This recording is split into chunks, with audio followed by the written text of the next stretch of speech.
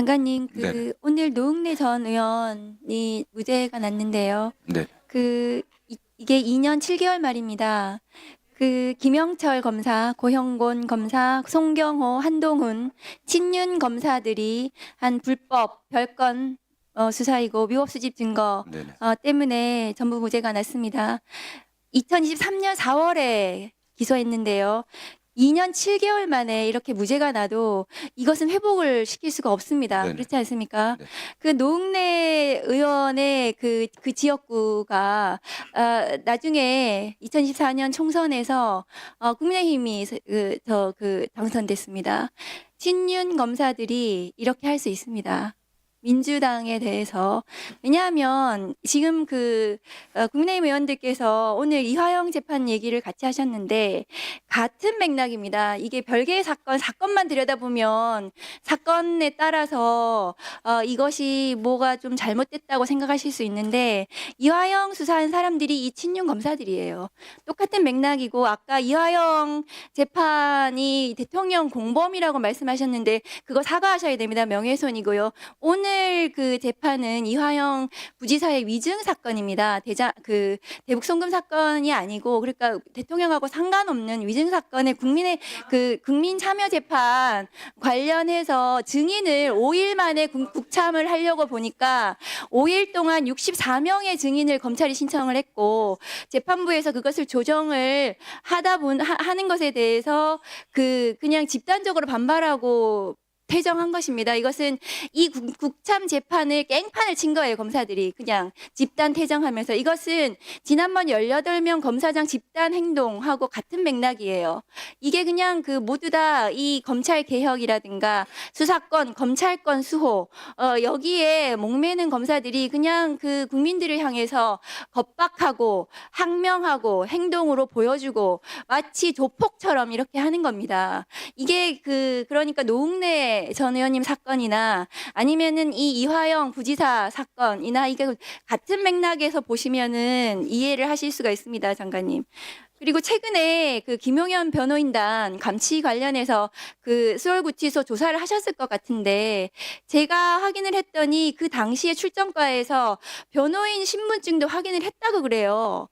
그런데 어떻게 인적사항 확인이 안 됐다는 건지 그거 다시 좀 조사하셨으면 좋겠습니다. 이해할건 꼭 그렇게 하겠습니다. 꼭 확인하십시오. 네. 변호인들 신분증, 인적사항 확인이 됐는데 서울구치소 안에 친윤 교도관들이 있는 것 같아요. 그래서 이 감치에 대해서 제대로 집행이 안 된 것 같다. 과거에 윤석열 전 대통령 관련해서도 서울구치소에서 특혜 제공한 것에 대해서 구치소에서 다 부인을 했습니다. 나중에 다 사실로 밝혀졌습니다. 장관님께서 제대로 하셨으면 좋겠고요. 화면 좀 올려주세요.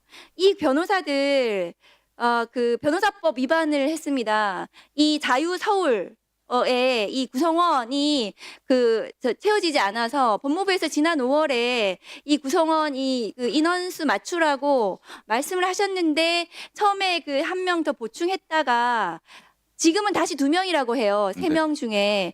그러면 이 법무부에서 이렇게 문제 있는 변호사들, 사법부를 조롱하고 극우 세력 내에서 지금 활개를 치는 이 변호사들에 대해서 법무부 장관이 이 설립인가를 취소하실 수 있습니다.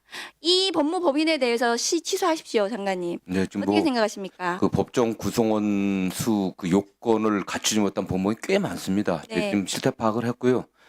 지금 어쨌든 특히 이 사건과 관련해서도 그렇고 저희 중앙지검에도 중앙지검장님 또 징계 청구도 할 수 있는데 여러 조치를 준비를 하고 있고 인가 취소 문제 관련해서는 저희들이 엄정하게 하겠습니다. 네, 변협에서도 징계를 한다고 하고 수사도 진행이 되고 있으니까 이 변호사들이 다시는 변호사 자격을 가지고 저렇게 난동을 부리지 않도록 조치를 장관님께서 해주셨으면 좋겠습니다.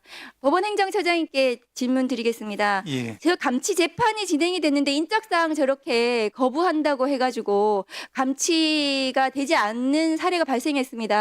이 재판부에 대한 모욕적인 법정 모욕이 있었는데요. 그리고 나서 유튜브 나가가지고 입에 담을 수 없는 비속어 재판장에 대한 그런 막말들을 했거든요. 근데 이 감치 재판에서 매뉴얼을 봤더니 법원 매뉴얼에 인적사항 말하지 않으면 사진 촬영이나 지문 채취로 가능하다고 되어 있거든요. 어떻습니까? 그렇습니다. 말씀하신 바와 같이 이 사건 쟁점은 간단합니다. 집행 대상이 특정되었으면은 그러면 추가적인 신원 확인이 좀 더 필요할 수도 있겠지만 그건 부수적인 사항이 불과하기 때문에 그 당시에 이제 재판부가 그 법정 소란 행위를 벌이는 당사자를 특정을 하고 거기에 대해서 감시 재판했고 바로 그 법원 내에 있는 구치감에 있는 교도관에게 바로 집행하도록 지시를 요청을 한 겁니다.